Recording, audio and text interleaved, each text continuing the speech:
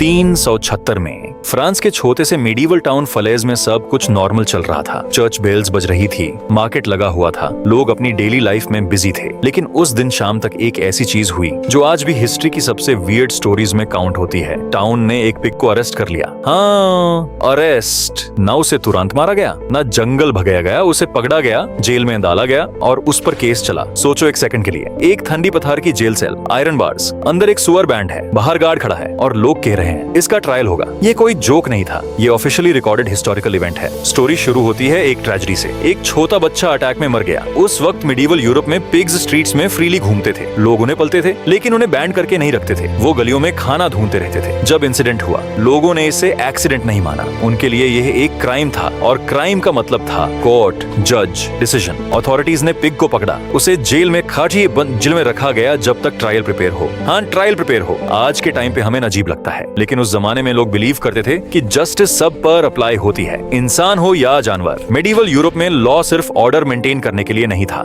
Law religion से जुड़ा हुआ था। लोग मानते थे कि अगर कोई बुरा काम होता है और उसकी सजा पब्लिकली नहीं दी गई तो गॉड नाराज हो सकता है। उनके लिए बैलेंस रिस्टोर करना जरूरी था। ट्रायल का दिन आया, पिग को कोर्ट में लाया गया। लोग जमा हो गए, जज अपनी कुर्सी पर बैठा, विटनेसेस बुलाए गए और सबसे शॉकिंग बात, पिग को एक डिफेंस लॉयर दिया गया। सोचो, एक रियल लॉयर खड़ा है और वो एक पिग को डिफेंड कर रहा है मर्डर चार्ज में। रिकॉर्ड्स बताते हैं कि उस टाइम यूरोप में और भी एनिमल ट्रायल्स हुए थे। कभी रेट्स, कभी काउज, कभी इंसेक्ट्स तक को कोर्ट में बुलाया गया। कुछ केसेस में लॉयर्स आर्ग्यू करते थे कि एनिमल इंस्टिंक्ट से एक्ट करता है, कभी ओनर्स को ब्लेम किया जाता था। लेकिन यहाँ केस सीरियस था। जज ने आर्ग्यूमेंट सुने, एविडेंस देखा, पब्लिक टेंशन में थी, सबको फाइनल डिसीजन का इंतजार था और फिर वर्डिक्ट आया। पिग को गिल्टी डिक्लेयर किया गया। साजा, पब्लिक एग्जीक्यूशन। सिर्फ मरना नहीं, पब्लिक एग्जीक्यूशन। एग्जीक्यूशन वाले दिन उस पिग को ह्यूमन क्रिमिनल्स की तरह ट्रीट किया गया। कुछ रिकॉर्ड्स के अकॉर्डिंग उसे कपड़े पहनाए गए, अमन जैसा ड्रेस। ये एक सिंबॉलिक एक्ट था, मैसेज क्लियर था, क्राइम किया है तो इंसान की तरह सजा मिलेगी। टाउन के बीच में लोग जमा हुए, बच्चे, बुजुर्ग सब देखने आए। एग्जीक्यूशन परफॉर्म की गई और इस तारा हिस्ट्री का शायद सबसे वियर्ड कोर्ट केस एंड हुआ। लेकिन यहाँ सबसे बड़ा सवाल शुरू होता है, क्या ये लोग पागल थे या उनका लॉजिक अलग था? हम आज के मॉडर्न वर्ल्ड से जज करते हैं, हमें लगता है ये स्टुपिडिटी है, लेकिन मेडिवल माइंडसेट अलग था। उनके लिए एनिमल्स सिर्फ एनिमल्स नहीं थे, वो कम्युनिटी का हिस्सा थे। अगर एक एनिमल ने किसी को नुकसान पहुंचाया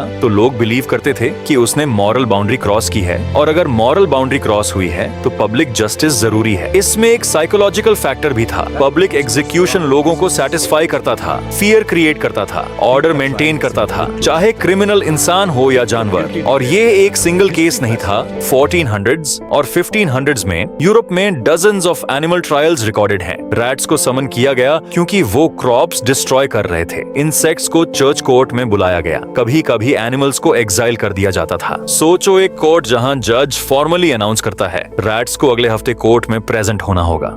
ये सब ऑफिशियली डॉक्यूमेंटेड है। अब जरा डीपर सोचते हैं, क्या ये सिर्फ सुपरस्टिशन था? पार्टली हाँ, लेकिन पार्टली ये सिस्टम का रिफ्लेक्शन भी था। सचुन भी था। उस जमाने में साइंटिफिक अंडरस्टैंडिंग लिमिटेड थी। लोग नेचुरल बिहेवियर को मॉरल टर्म्स में समझते थे। अगर कुछ गलत हुआ तो किसी को ब्लेम करना जरूरी था, और जब विक्टिम एक इनोसेंट चाइल्ड हो तो पब्लिक को क्लोजर चाहिए था। पिग का ट्रायल एक सिंबॉलिक क्लोजर था। आज के टाइम पे अगर ऐसा इंसिडेंट हो तो इन्वेस्टिगेशन ओनर की रिस्पॉन्सिबिलिटी पे फोकस करेगी, एनिमल बिहेवियर एक्सपर्ट्स इन्वॉल्व होंगे, लीगल सिस्टम अलग तरह काम करेगा। लेकिन 1386 में जस्टिस का मतलब अलग था। ये स्टोरी सिर्फ एक पिग की नहीं है, ये स्टोरी है ह्यूमन साइकोलॉजी की। हम इंसान हमेशा से चेओस से डरते आए हैं। जब कुछ अनप्रेडिक्टेबल होता है हम एक्सप्लेनेशन ढूंढते हैं, और जब एक्सप्लेनेशन मिल जाता है हम पनिशमेंट ढूंढते हैं, इवन अगर अक्यूज्ड एक जानवर ही क्यों ना हो। इस केस का एक और इंटरेस्टिंग एंगल है, पब्लिक ट्रायल का पर्पस सिर्फ सजा देना नहीं था, इट वाज अ परफॉर्मेंस, एक मैसेज, एक वार्निंग। लॉ सब पर अप्लाई होता है, चाहे वो स्टेटमेंट प्रैक्टिकल हो या अब्सर्ड। टाइम के साथ यूरोप में एनलाइटनमेंट पीरियड आया, साइंटिफिक थिंकिंग ग्रो हुई,